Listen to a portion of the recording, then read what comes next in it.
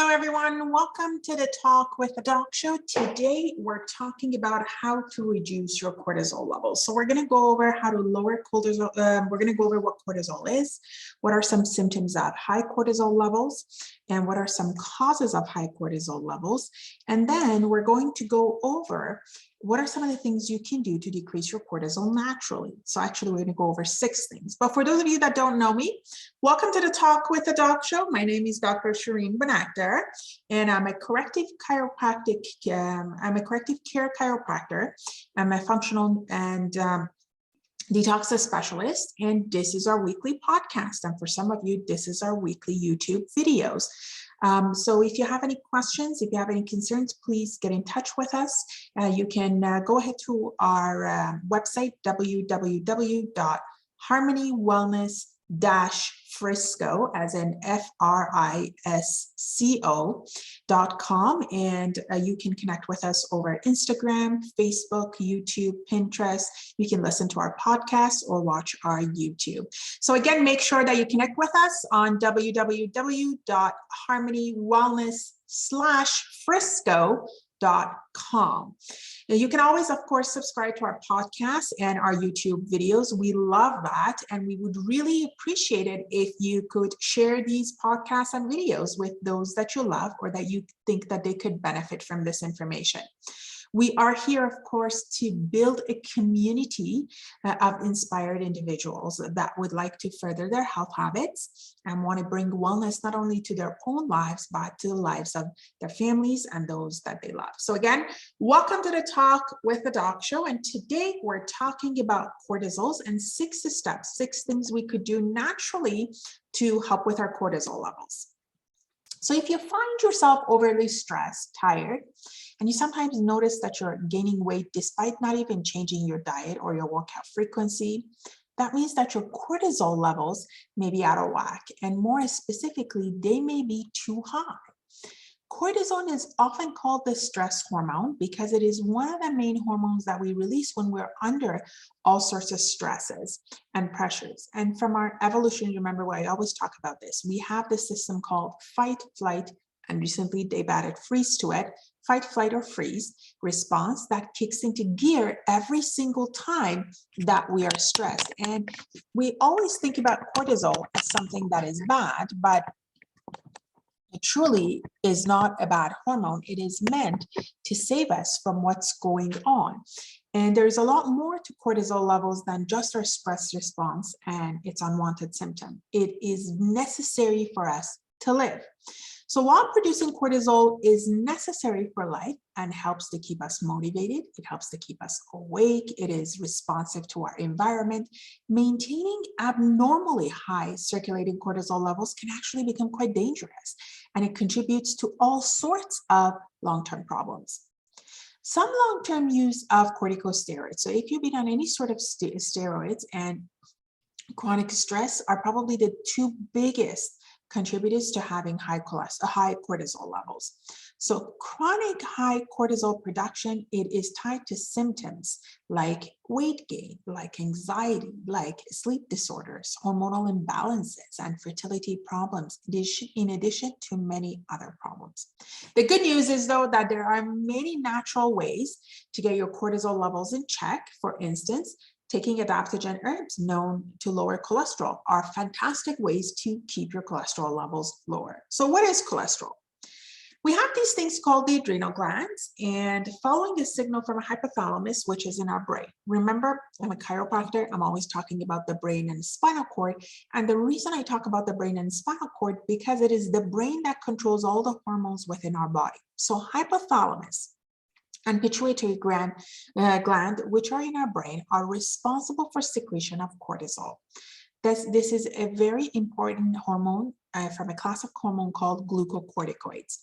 Cortisol levels should be highest in morning when we wake up at around 7 a.m. and should be lowest at night because they are on a diurnal or a cyclic, a natural clock.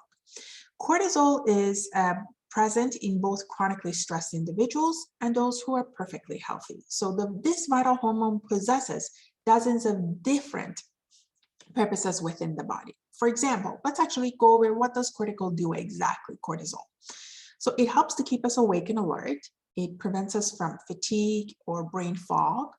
It keeps our metabolism running. It balances our blood sugar levels. It reduces inflammation and helps with healing. It balances fluid levels based on salt and water intake. It contributes to control over blood pressure. It helps with many cognitive processes like learning and memory function. It allows us to respond and to escape perceived dangers, and it helps to develop fetus during pregnancy. But levels of cortisol rise when our pituitary gland, again, in the base of our brain, produces a hormone we call ACTH, or adrenocorticotropic hormone. And this ACTH goes in and signals the adrenals, that are two glands on top of our kidney. It signals them to produce cortisol. Now, what are some of the things that can cause our cortisol levels to go up? Cortisol levels tend to go up when our perceived stress, remember, perceived, not actual, perceived stress goes up. So anything that triggers a negative mental state, things like anxiety, worry, anger, or frustration, it contributes to high cortisol levels. High cortisol levels can cause things like depression, or other things that can cause high cortisol levels are things like depression, over-exercising or overtraining, nutrient deficiencies, remember, like magnesium, addiction, higher than normal estrogen levels, malnourishment and eating disorders, liver or kidney disease, of course, obesity, as well as higher hyperthyroidism. So what are some symptoms? When our cortisol levels go up, what happens is we start to have a weight gain, especially around our abdomen and stomach. We start to have a puffy, flushed face. We start to get mood swings and increase in our anxiety. If you're having trouble sleeping normally, then your cortisol levels may be up. If you're having irregular periods and fertility, then that could be from chronic stress. If you're having high blood pressure levels, that could be from chronic high cortisol levels. Acne or other changes in our skin can be from high cortisol levels as well. Muscle aches and pains, changes in our libido due to changes in estrogen or decreased testosterone, excessive thirst, increased urination, and of course, a higher susceptibility to infections. So how do we lower our cortisol? Let's see what we need to do in order to lower our cortisol. Number one, you want to switch to a whole food anti-inflammatory diet. Okay, don't jump the gun. I have tons of videos lined up for you, and I am going to go into different aspects of anti-inflammatory diet. Just give me some time. We're going to talk about all of it. By the time you will listen to our video series or to our podcast, you know exactly how to do this. So you want to switch to a whole food anti-inflammatory diet because a poorly managed sugar levels causes inflammation. When you're on an anti-inflammatory diet, we lower the carbohydrates that you're taking, increase the quality of the protein that you're taking, put in a lot of good fats, and that decreases the overall inflammation in your body. And because it's inflammation that leads to high cortisol levels, when you start to decrease the inflammation, guess what happens to the cortisol levels? It starts to decrease, and it starts to help to balance the hormones. It controls your cravings.